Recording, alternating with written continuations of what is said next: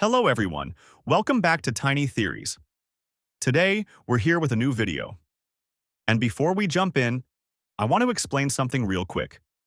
A lot of you might be wondering why Tiny Theories has been using more of this streaming OSH podcast-style format lately, instead of heavy animations. And the simple answer is time. Animations take a lot of time, like a ridiculous amount. And since I'm just one person running this channel, I'd rather produce more videos consistently than disappear for weeks working on one animation. If the channel grows and you guys support it more, trust me, I'd love to bring back more animated content. But for now, this format lets me actually show up and keep Tiny Theories alive. Now, today's video, we're going to be debunking an Andrew Tate geography lesson that's been going viral. Let me be very clear before anyone gets emotional. I don't listen to Andrew Tate. I don't follow his content. I literally just scrolled, saw this clip blowing up everywhere and thought, okay, let's react to it. Also, I needed content. And since nobody dropped ideas in the comments, congratulations. This is what you get. So let's watch the clip, break it down, and see whether this geography lesson actually makes sense, or if it's just confidently wrong. Let's get into it.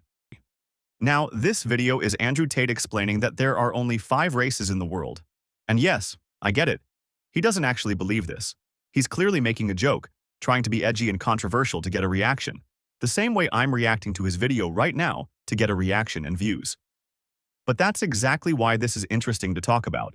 Because even when something is meant as a joke, once it goes viral, people take it seriously. So, we're going to watch the clip, break it down a bit, by saying there are only 5 races in the world. I mean, I think there are more, but let's hear it. Let the guy explain. So there's only 5 real races in the world. Can we bring up a world map, please? There's only 5 real races in the world. I'll explain this to you quickly so we can get over the bullshit and understand the races of Earth. You got white people, which we all know. Europeans, used to be Europe. Americans, you got white people. They're around here. Russians are white, you got white people. I know this makes people uncomfortable, but I kind of agree with Tate on this. People don't just celebrate diversity. They hunt for it. They exaggerate it. Sometimes they straight up manufacture it.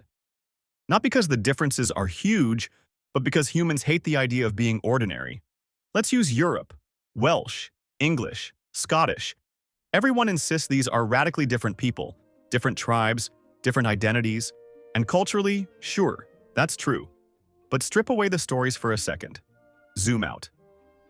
They all fall into the same box, white. That's not an opinion. That's how categorization works. Citrus is the category. Lemon, orange, mandarin, subcategories. You can argue about flavor all day, but you're still eating the same fruit family. Now here's where people get defensive. Take a Scot, an Englishman, a German, a Pole. Different languages, different religions, Germanic, Slavic, Protestant, Catholic. Sounds massive on paper. But put them in a room with someone from outside Europe and ask a simple question. Who's who? Without them speaking? Silence. Because visually, those differences barely exist. Without accent, language, or cultural cues, the whole illusion collapses. That doesn't erase history. It doesn't delete culture. But it exposes something people don't want to admit. Most of the divisions we obsess over aren't obvious. They're taught. They're reinforced. They're repeated until people mistake them for biological reality. We pretend these lines are natural when they're mostly social. And the reason we cling to them so hard? Because being distinct feels more meaningful than admitting we're far more similar than we like to believe. Diversity exists. But the obsession with it? That says more about our need to feel special than it does about actual human difference. Now, I also want to expand on something that was mentioned, because it wasn't fully covered. When Andrew Tate talks about where you can find large white or European-descended populations, he mentions Europe, Russia, and the United States. But that's not the full picture. If we're being historically accurate, Europeans migrated across multiple continents over the last 500 years. So today, you can find large European-descended populations in many other places as well. For example, in North America, Canada is a major one that often gets overlooked.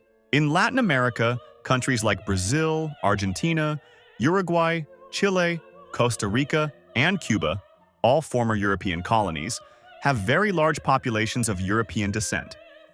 In several of these countries, we're talking about millions of people, not small communities. In Africa, South Africa is the clearest example. Namibia as well, to a certain extent.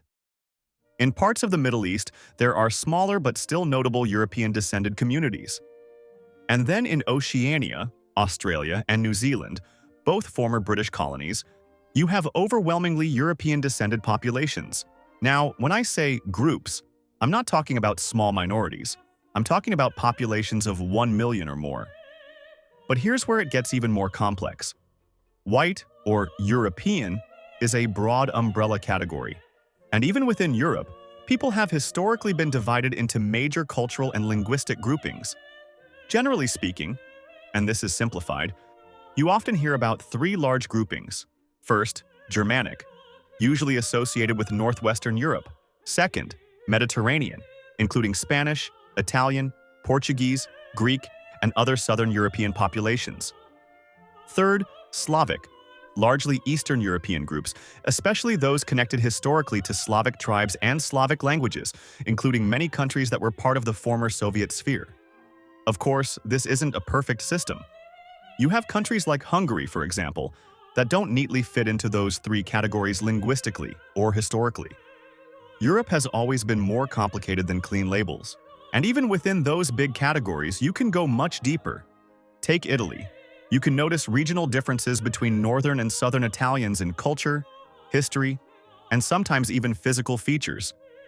And that pattern continues across Europe. The deeper you go, the more subcategories you find. But if we really start breaking down all those regional distinctions, that's a whole other video. So for now, let's keep it at the broader level. And maybe next time, we'll dive deeper into the details. You got black people. Most people don't know this, but they're from Africa. See all the blacks here. I agree with Andrew Tate on one core idea, but before we even start, we need to clarify something important.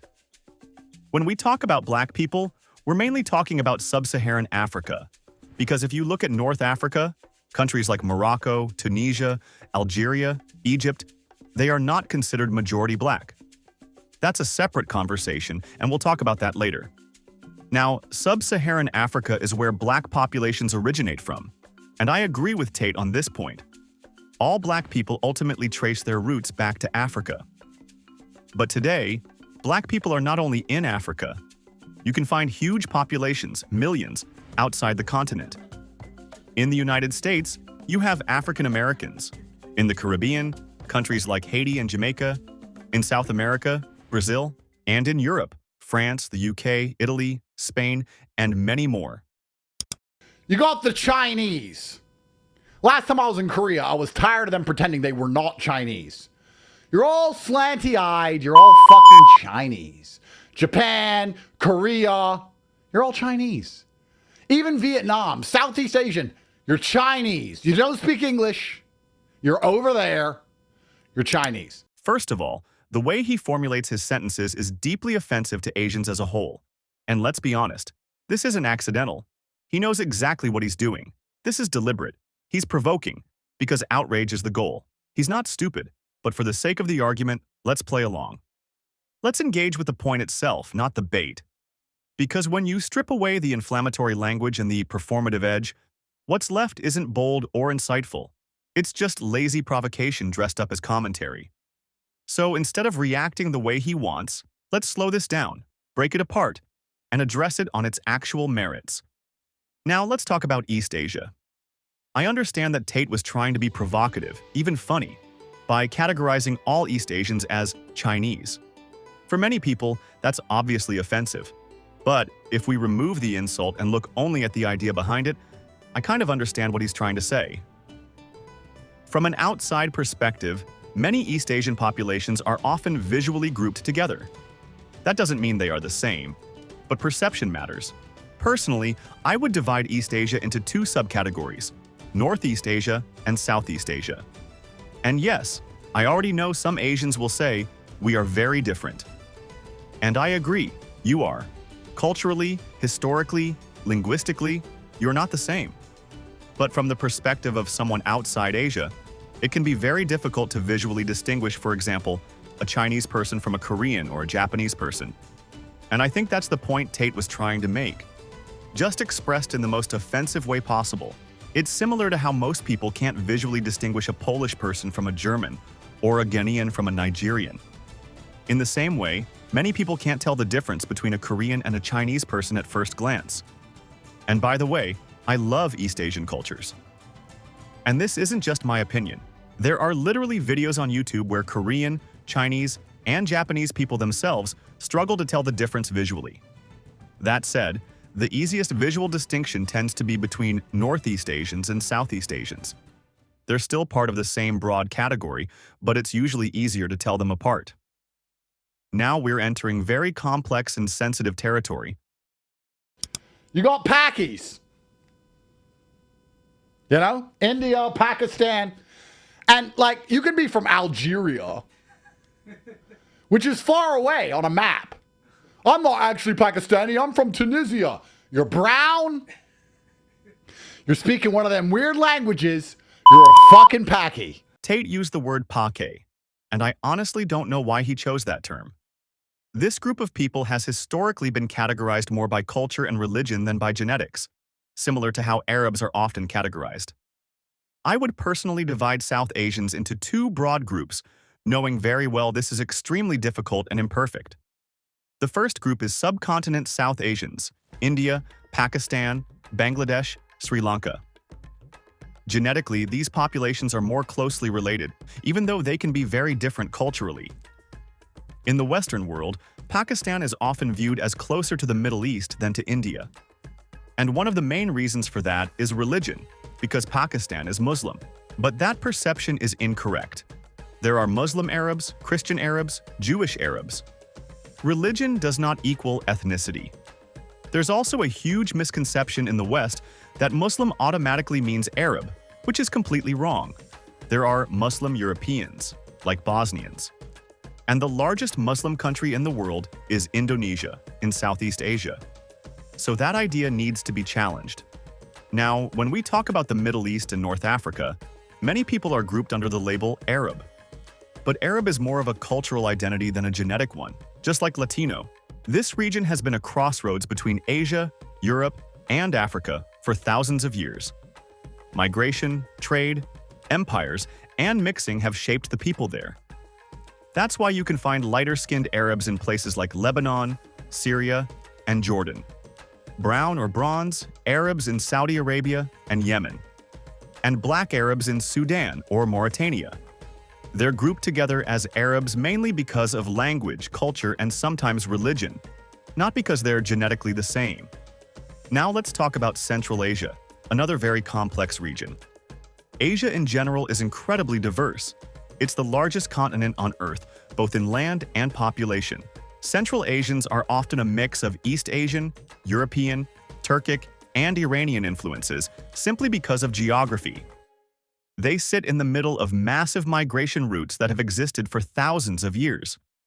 And this is where we also need to mention groups like Turks and Iranians, who are not Arabs. And then you got Mexicans. Mexicans are anywhere from Mexico down. This is all one big Mexico. I'm from Nicaragua. You're a fucking Mexican.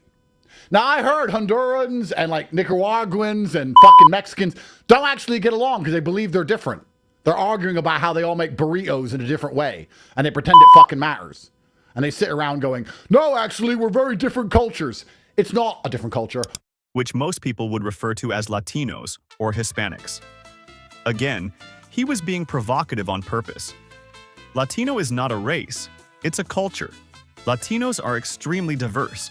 You have white Latinos from Spanish and Portuguese ancestry, black Latinos from African ancestry, indigenous Latinos, Aztecs, Mayas, Incas, Asian Latinos, and every possible mix between them. Even before Europeans arrived, Indigenous tribes in Mexico and Central America were already very different from one another. They were never one single group. So when we talk about these labels, we need to understand they are simplifications, not scientific truths. If you disagree, or if you're from any of these regions, write your perspective in the comment. Now, before we go any further, I want to make something very clear. These topics are complex, very complex.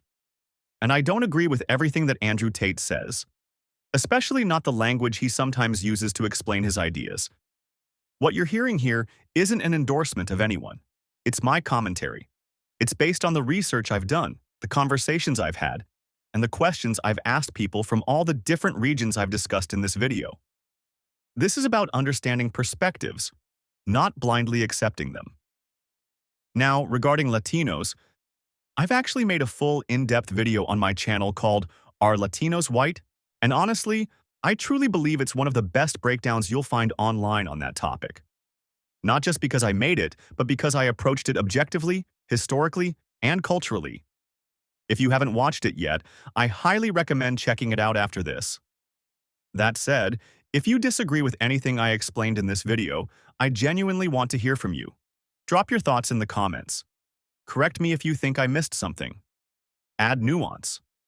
Add context. That's how better conversations happen. Also, let me know what you think about this new format. These more reaction-style videos. They're easier for me to produce, which means I can post more consistently.